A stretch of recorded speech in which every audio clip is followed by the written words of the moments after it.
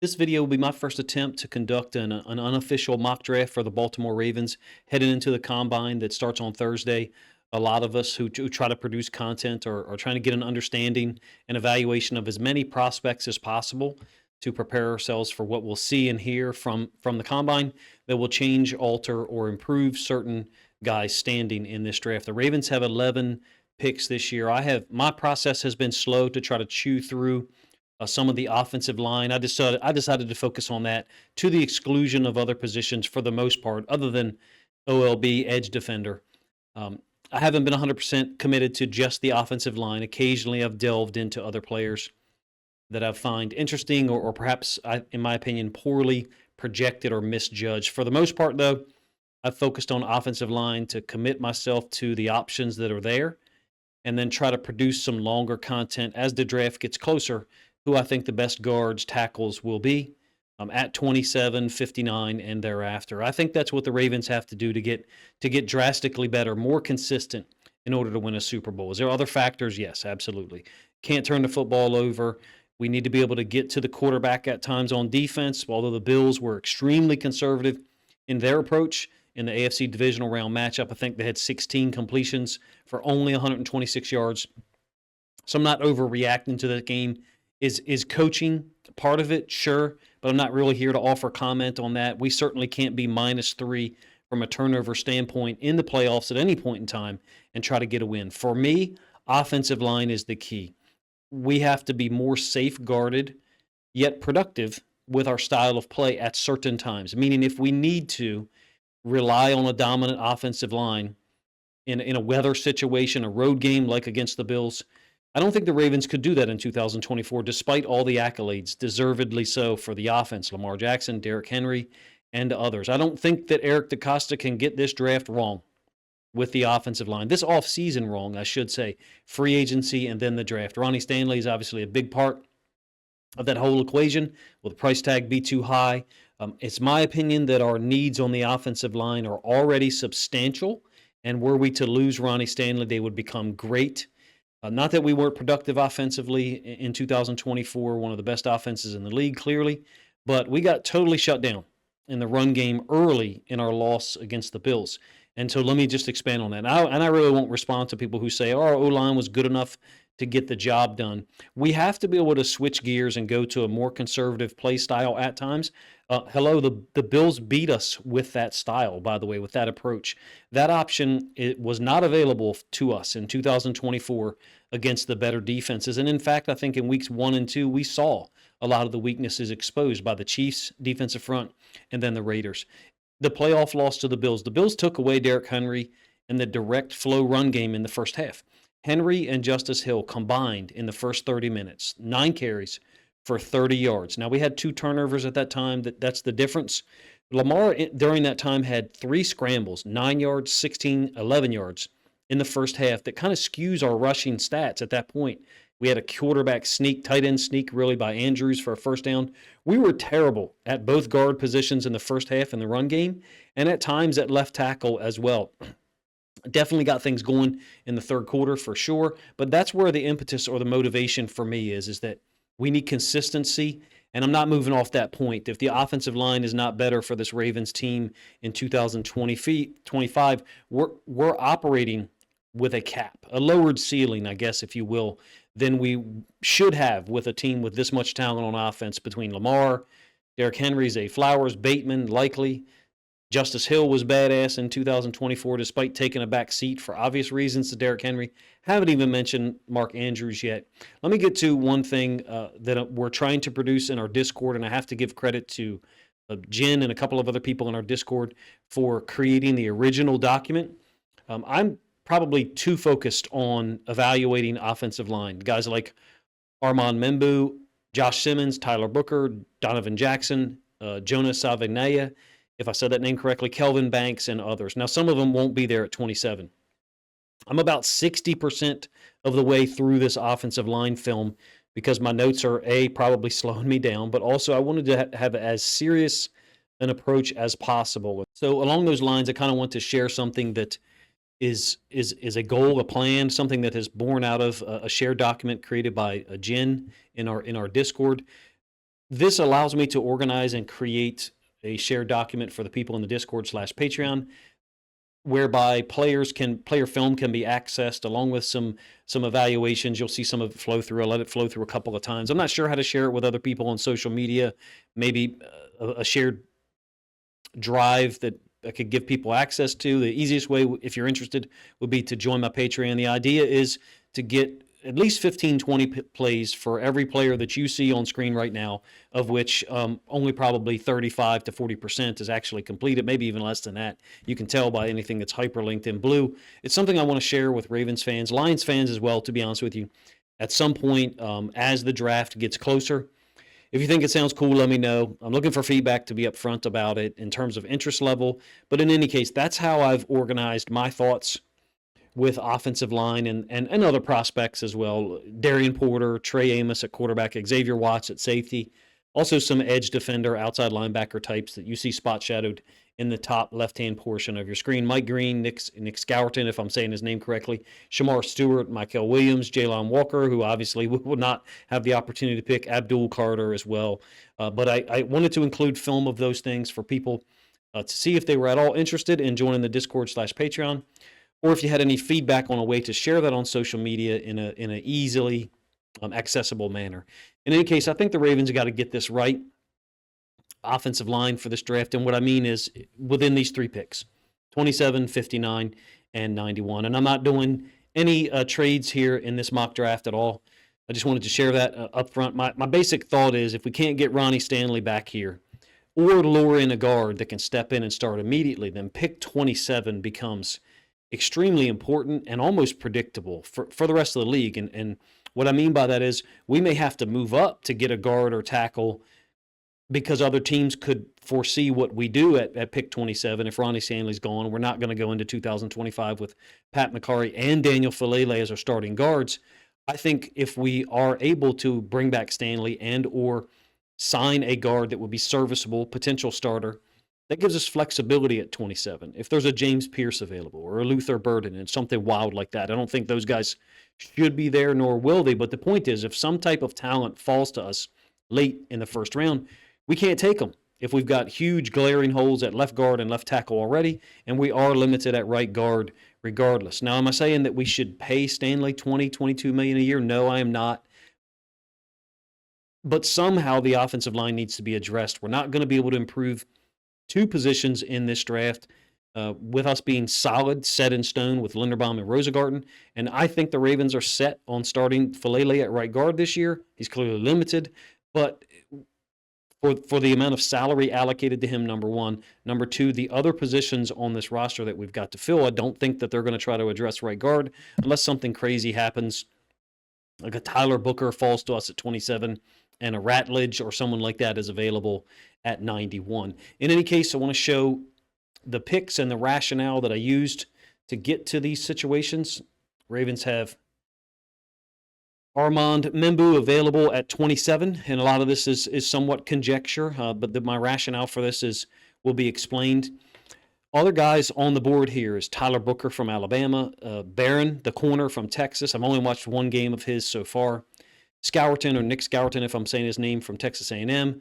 Donovan E., the outside linebacker from Boston College. Matthew Golden, Trey Harris, who's probably an underrated prospect, I think, in this draft. My point is I had some trepidation about this pick because of how much talent was on the board, and I'm using this to illustrate my point. If Stanley and left guard are vacant gaps for the Ravens front office to try to address, we're locked into addressing one of those places, either Tyler Booker at left guard or, in this case, Membou at left tackle. Look, he's extremely athletic. I like him a lot. I think his skill set is well suited for an outside zone, inside zone scheme. There's some concerns for me in one-on-one blocking situations out on the edge at the point of attack. It's almost paradoxical, that aspect of his game, meaning he's very smart, aware, and athletic. 6'3", I believe in the 325, 330 range. I may have overstated his weight there, but I think he's at 327, if memory serves. Athletic enough to get everything done that you want to get done. He gets up to the second level really fast, takes great angles, but on direct flow run concepts to his side, he's often, in one-on-one situations, that is, with defensive ends, he's often losing after like 1.3 to 1.5 seconds of engagement. A little bit less than that, in fact, in many cases. The first two times I saw it against Boston College edge defenders, I had to rewatch it. And I found in both of those instances that Membou and the right guard got their feet tangled up. So I kind of dismissed it. It happened again in two other games. It happened enough for me to put it down as an official question mark. And here's what I mean. He fits an outside zone scheme because of his athleticism. I mean, gap stuff, counter, pulls away. He plays right tackle, by the way, in case you don't know. He's got great quickness and athleticism. I would say similar to Rosengarten in that way.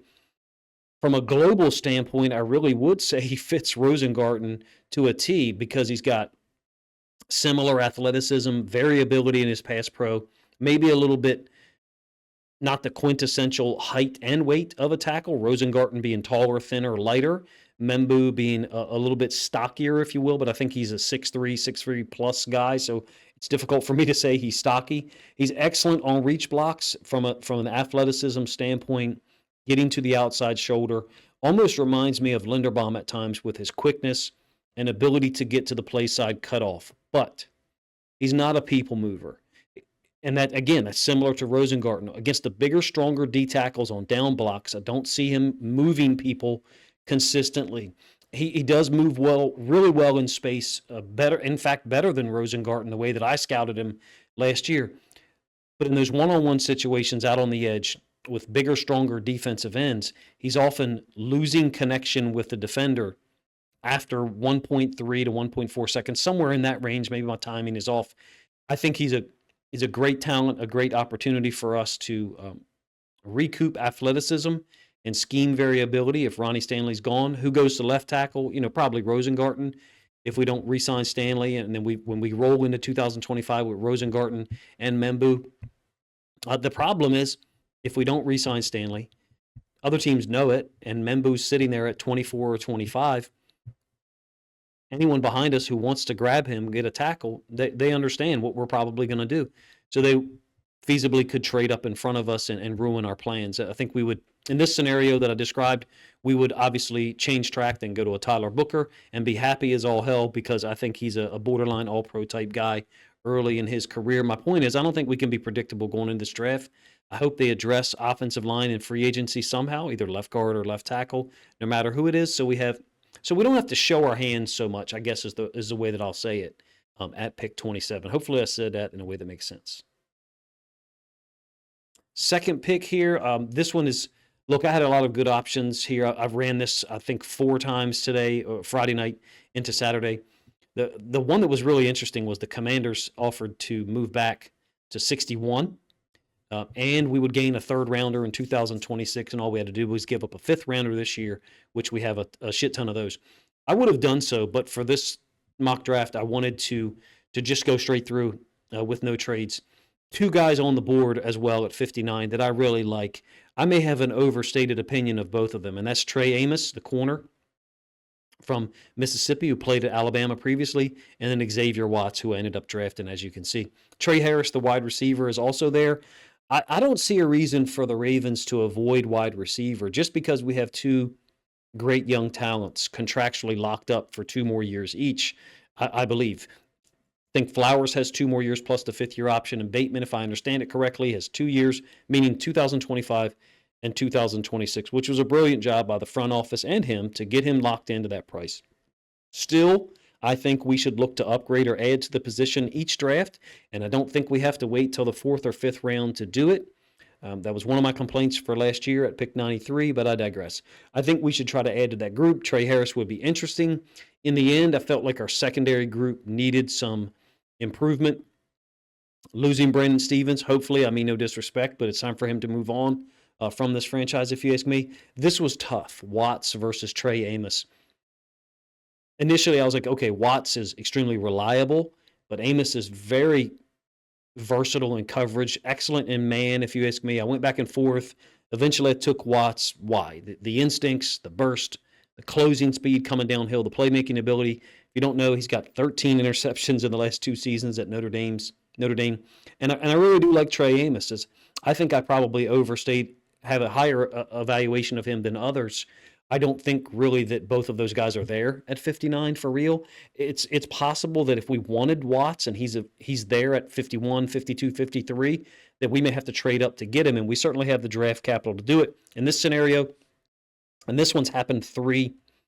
He's been there at 59 three of the four times I've done a mock draft, by the way. What does it mean for Marlon Humphrey? I guess more snaps at outside corner, pending what we're able to generate here at 91 and thereafter. Hopefully, TJ Tampa can get healthy and then develop some so he can contribute.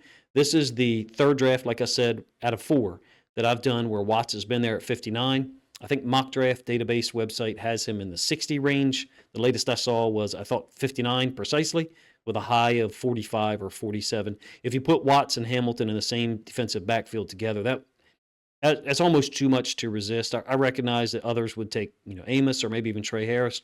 I think our secondary needs to be addressed, and I think it needs to be addressed early. There's some eerie similarities here, tackle and then DB in the first two selections, just like last year with Nate Wiggins and Roger Rosengarten. And the crazy thing is Watts and Hamilton both should have been off the board by the time we selected them under this scenario that I'm presenting. Hamilton shouldn't have been there at 14 3 years ago, and then Watt, realistically, I think would be better suited for like 45 to 47, 48, somewhere in there because of the production, the burst, the off-the-charts versatility, in my opinion.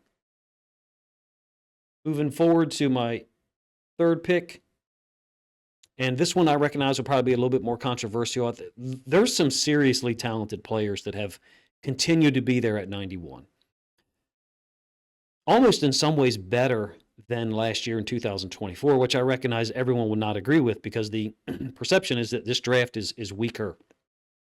D-tackle, strong point in this draft. Running back, clearly. I think there's better offensive linemen here from a depth standpoint. If you look at some of the guys projected possibly for the Ravens at 59, Emory Jones Jr., I think the offensive lineman from LSU. In this case, there's two guys, maybe three, that caught my attention before I settled on Cobee Bryant. Joshua Farmer, the defensive tackle from Florida State, I think he's got like 13 or 14 career sacks. He supposedly also is like a 4.84 guy as a 315-pound defensive tackle. Ridiculous athlete to potentially add to this defense with Matabike and Travis Jones and others on the inside. Now, the second player who was available that I considered, I'm not as high on as others, even though his athletic testing and his size is quite unbelievable. That's Jordan Birch from Oregon. What is he? He's not a D tackle. He's 6'6", like 295. Runs a sub 4.7 40 apparently, which is insane at the combine. If he puts those numbers up, he won't be there at 91. Obviously, he was very intriguing from a positional versatility and athleticism standpoint. Again, 600 or 300 pounds, 6'6", freak athlete.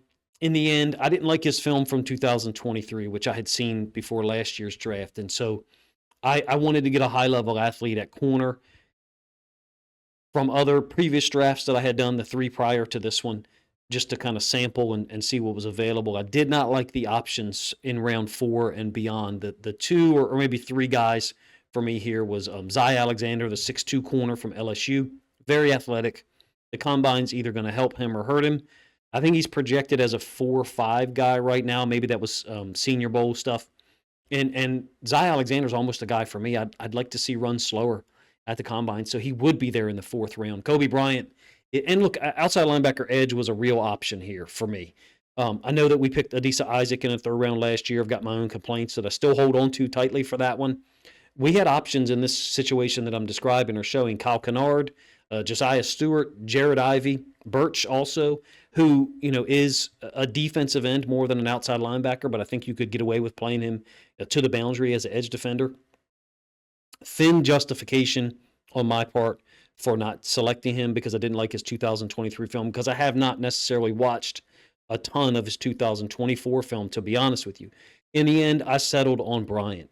Great athleticism, ball skills, made some game-changing plays at corner, outside corner, but he also plays the slot, and I'm big on that positional versatility. Nearly went with Farmer, the D-tackle, spent considerable time in that in that mode or that decision, I should say. And the Ravens front office won't have that, right? When they go to pick this, they'll have, I think it's 5 minutes at this point. Cobee Bryant, undersized probably at 175 pounds, but with Marlon's versatility and ability to move from outside corner on one snap to nickel on the next, I thought we could get away with uh, going after a lighter guy. Of course, that would give us two of them, right? Nate Wiggins and Bryant would have been drafted in the sub or lower than 180-pound range, so I get it. But with Marlon at outside corner, with Wiggins, Watts, and Hamilton at safety, and the other pieces there, I thought Cobee Bryant was a talented enough guy to look at, especially given the ball skills that he has and production in big moments. Zy Alexander, a little bit bigger at 6'2", is he more of a zone guy? Match coverages. I think this secondary ends up looking really solid from a talent standpoint and a youth standpoint, but I would have no problem if the Ravens tried to address outside corner through free agency with some type of draft situation, and they've done a pretty good job of that, mind you. In previous years, I certainly wish that we had been able to keep guy like Ronald Darby, but we did not, and I don't think his 2024 lined up with the 2023 film that we saw in Baltimore at all. I guess to a certain degree, couldn't go wrong picking Bryant or Alexander here. I still would like to see the Ravens fortify with a veteran corner prior to the draft. So we have a lot of options, and we could take a guy like Joseph Farmer or Kennard or Josiah Stewart at edge if we needed to. But in any case, this one didn't work out exactly the way that I wanted it to. For real, Bryant, talented, but not a guy that I had on my radar when this did occur for me Saturday morning as I was trying to conduct or finish this draft piece of content.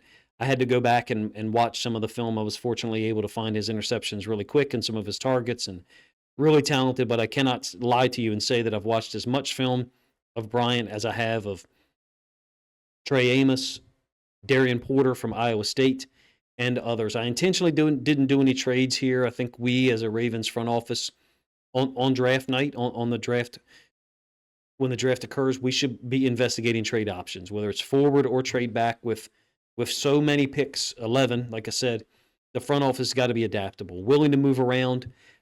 I get it. We like best player available, and I think there's a time and place for that. And in fact, I love that strategy for the most part. Having said that, if we have to move up 5 or 7 picks to get a guy like Tyler Booker, Xavier Watts, a Trey Amos, or Alfred Collins, point is we have the draft capital to do it. And when I mention Booker, what I mean is we re-sign Ronnie Stanley, and then Booker is there at 22, 23, 24 as we're getting closer, and there's teams in front of us that we think might be able to take him. I think we have a ton of talent on offense that we can replenish if we needed to move on from a Mark Andrews or something like that. The one aspect I have to mention here is getting Membou and Watts, again, is reminiscent of Wiggins and Rosengarten last year.